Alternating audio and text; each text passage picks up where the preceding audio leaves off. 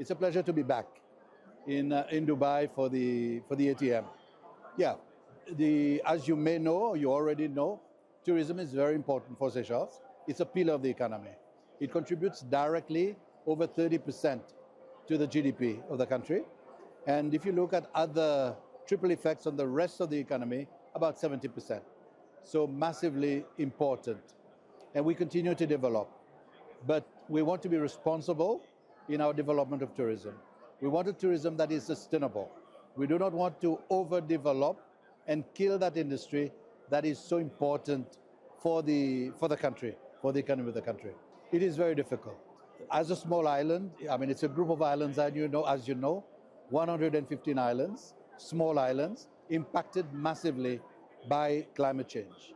In fact, we say it's a climate crisis, and we're hit by strong waves that eat away at our coastline, at the beaches disappearing. What we do is we have to invest. And this is the unfortunate thing that we have. The little funds that we raise, I mean, on one side, the tourism brings in the money. We would have wished to use that money to do other things for the country, spend more on health, spend more on education.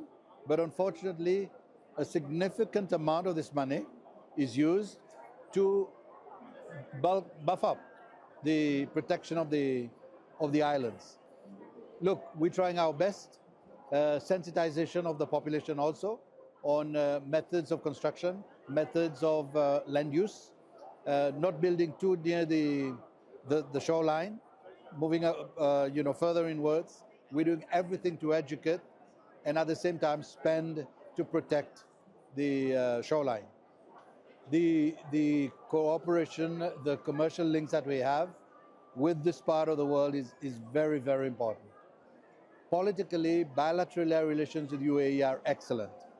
This dates back several years, and we continue to have excellent relationship in that. In the tourism sector, we have Emirates that flies directly to Seychelles twice a day to Seychelles, which provides that link directly with Dubai, and then with the rest of UAE, and further afield the GCC countries. Very important. What we'd like to do is see that link develop, but also look at how we can develop with the other countries in the region. Saudi Arabia is potentially a good market for tourism.